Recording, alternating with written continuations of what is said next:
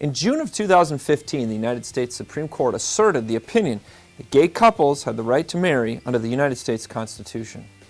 On the heels of this opinion, last year a federal judge ruled same-sex marriage was legal in the state of Alabama.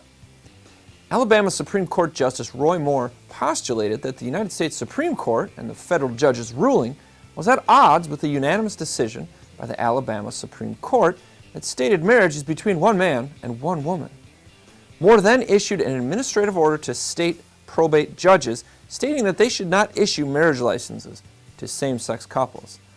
This sparked a whirlwind for the good Chief Justice, who was suspended from his job last week and faces possible ouster after the anti-American Southern Poverty Law Center filed a complaint with the Judicial Inquiry Commission, which then forwarded the case to the Court of Judiciary. What was the crime? In the Declaration of Independence, our founding fathers used the term pretended legislation to describe legislation that does not square with what the Declaration refers to as the laws of nature and nature's God. As a result, this legislation had no lawful authority. And though our founders were guilty of breaking many pretended laws, they referred to these offenses as pretended offenses. Chief Justice Roy Moore's legal counsel recently released a statement that read, "He did nothing wrong. The politically motivated complaints filed with the JIC have no basis in the canons of judicial ethics."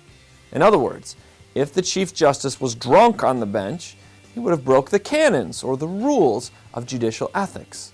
Of course, the judge has done nothing to break ethical rules, which means the only motivation for the enforcement of these pretended offenses is politics. Moore's statement continues, "The Alabama Supreme Court is the only body that has statutory authority to overrule administrative orders of the Chief Justice."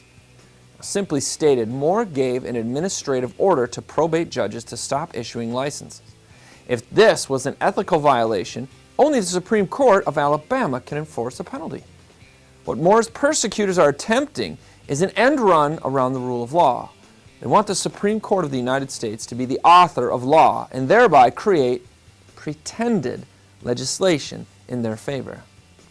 So now the same court that removed Moore from office in 2003 for his refusal to follow a federal court order to remove a Ten Commandments monument from the rotunda of the state's judicial building will decide whether Moore violated judicial ethics, and he could be removed from office if found guilty of this pretended offense.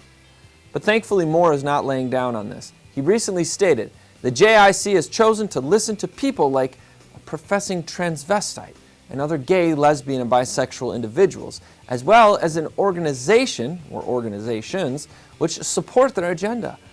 We intend to fight this agenda vigorously and expect to prevail." Now, God knows the outcome, but one thing is certain, God's laws are not pretend, because your rights are unalienable, regardless of what a king or court enforces. This is Jake MacAulay with the Institute on the Constitution, bringing you the American View.